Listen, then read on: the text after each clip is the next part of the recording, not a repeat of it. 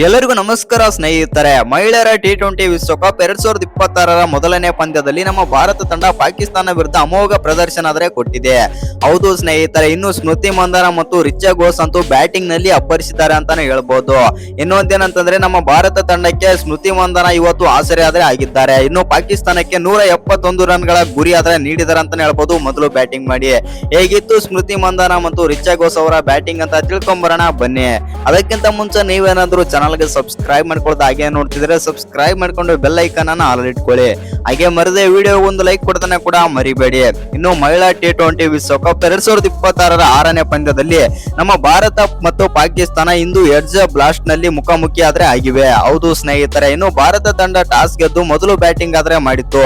ಇನ್ನು 170 ರನ್ಗಳ ಸವಾಲಿನ ಮೊತ್ತ ಕೂಡ ಕಲೆ ಹಾಕಿದೆ ಅಂತಾನೆ ಹೇಳ್ಬಹುದು. ಇನ್ನೊಂದೇನಂತಂದ್ರೆ ನಮ್ಮ ಉಪನಾಯಕಿಯಾದಂತ ಸ್ಮೃತಿ ಮಂದಾನ ಅವರು 68 ರನ್ ಗಳಿಸಿದ್ದಾರೆ. ಇನ್ನು ನಾಯಕಿ ಹರ್ಮನ್ಪ್ರೀತ್ ಕೌರ್ 36 ಹಾಗೂ ರಿಚಾ ಘೋಷ್ 34 ರನ್ ಗಳಿಸಿ ಸವಾಲಿನ ಗುರಿ ನೀಡಿದ್ದಾರೆ ಅಂತಾನೆ ಹೇಳ್ಬಹುದು ಪಾಕಿಸ್ತಾನ ತಂಡಕ್ಕೆ.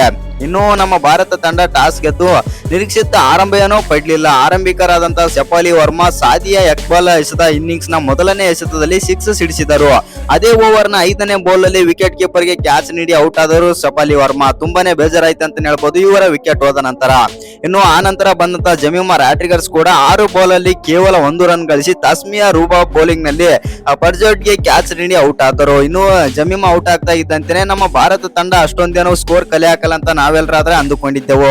ಹೌದು ಸ್ನೇಹಿತರೆ, ಏಕೆಂತಂದ್ರೆ ಜಮೀಮಾ ಅಂತ ಸ್ಟಾರ್ ಕ್ರಿಕೆಟ್ ಆಟಗಾರ್ತಿ ಬಂದ್ಬಿಟ್ಟು ಇಷ್ಟೇ ರನ್ ಆಡಿ ಔಟ್ ಆಗ್ತಾರೆ ಅಂತಂದ್ರೆ ತುಂಬಾನೇ ಬೇಜಾರಾಗುತ್ತೆ ಅಂತ ಹೇಳ್ಬೋದು T20ಯಲ್ಲಿ.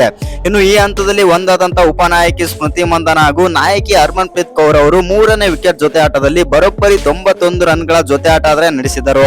ಇನ್ನು ಸ್ಮೃತಿ ಮಂದಾನ ಅದ್ಭುತವಾಗಿ ಬ್ಯಾಟಿಂಗ್ ಮಾಡಿದ್ದಾರೆ ಅಂತಾನೆ ಹೇಳ್ಬಹುದು. ಎಸ್ಪೆಷಲಿ 44 ಬಾಲ್ಗಳಲ್ಲಿ 9 4 ಮತ್ತು 2 ಸಿಕ್ಸರ್ಗಳ ಸಹಿತ 68 ರನ್ ಗಳಿಸಿದ್ದರು.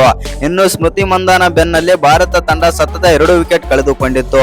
ಹೌದು ಸ್ನೇಹಿತರೆ, ಭಾರತೀಯ ಫುಲ್ಮನಿ 3 ಬಾಲ್ಗಳಲ್ಲಿ 1 ರನ್ ಗಳಿಸಿ ಸ್ಟಂಪ್ ಔಟ್ ಆದರೆ ಹರ್ಮನ್ಪ್ರೀತ್ ಕೌರ್ ಕೂಡ 35 ಬಾಲ್ಗಳಲ್ಲಿ 4 ಫೋರ್ಗಳ ಸಹಿತ ಕೇವಲ 36 ರನ್ ಗಳಿಸಿ ನಿರಾಶಾದಾಯಕ ಪ್ರದರ್ಶನ ತೋರಿ ನಿರ್ಗಮಿಸಿದರು.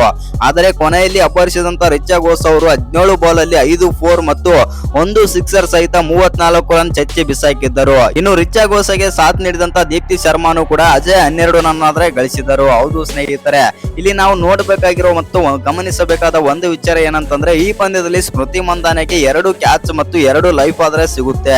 ಹೌದು ಸ್ನೇಹಿತರೆ, ಅಲ್ಲಿಂದಲೇ ನಮ್ಮ ಟೀಮ್ ಇಂಡಿಯಾ ಕಮ್ ಬ್ಯಾಕ್ ಮಾಡುತ್ತೆ ಅಂತಾನೆ ಹೇಳ್ಬಹುದು. ಇನ್ನೊಂದೇನಂತಂದ್ರೆ ನಮ್ಮ ಭಾರತ ತಂಡ 170 ತಲುಪೋದು ಕೂಡ ತುಂಬಾನೇ ಕಷ್ಟಕರವಾದ ವಿಷಯವಾಗಿತ್ತು. ಆದ್ರೆ ರಿಚಾ ಘೋಷ್ ಆಡಿದಂತ ಬ್ಯಾಟಿಂಗ್ ಮಾತ್ರ ಸೈಕ್ ಆಗಿತ್ತು ಅಂತಾನೆ ಹೇಳ್ಬಹುದು 19ನೇ ಓವರ್ ನಲ್ಲಿ. ಹೌದು ಸ್ನೇಹಿತರೆ, 18 ಓವರ್ ಗಳಲ್ಲಿ 132 ಇದ್ದಂತ ನಮ್ಮ ಭಾರತ ತಂಡ 2 ಓವರ್ ಗಳಲ್ಲಿ ಬರೋಬ್ಬರಿ 40 ರನ್ ಬಾರಿಸುತ್ತಾರೆ ರಿಚಾ ಘೋಷ್ ಮತ್ತು ದೀಪ್ತಿ ಶರ್ಮಾ. ಹೌದು ಸ್ನೇಹಿತರೆ, ಅದ್ಭುತವಾಗಿ ಬ್ಯಾಟಿಂಗ್ ಮಾಡ್ತಾರೆ 2 ಓವರ್ ಗಳಲ್ಲಿ. ನಮ್ಮ ಸ್ಪಿನ್ನರ್ ಮಾತ್ರ ಇವತ್ತು ಅದ್ಭುತವಾಗಿ ಬ್ಯಾಟಿಂಗ್ ಮಾಡಿದ್ದಾರೆ. ಇನ್ನು ಈ ವಿಡಿಯೋ ಇಷ್ಟ ಆಗಿದ್ರೆ ಒಂದು ಲೈಕ್ ಮಾಡಿ, ಶೇರ್ ಮಾಡಿ. ಹಾಗೆ ಇನ್ನು ಯಾರು ಚಾನಲ್ಗೆ ಸಬ್ಸ್ಕ್ರೈಬ್ ಮಾಡ್ಕೊಂಡಿಲ್ಲ ಸಬ್ಸ್ಕ್ರೈಬ್ ಮಾಡ್ಕೊಂಡು ಬೆಲ್ ಐಕಾನ್ ಅನ್ನ ಆಲ್ ಇಟ್ಕೊಳ್ಳಿ. ಹಾಗೆ ಮರದೇ ವಿಡಿಯೋಗೆ ಒಂದು ಲೈಕ್ ಕೊಡ್ತಾನೆ ಕೂಡ ಮರಿಬೇಡಿ.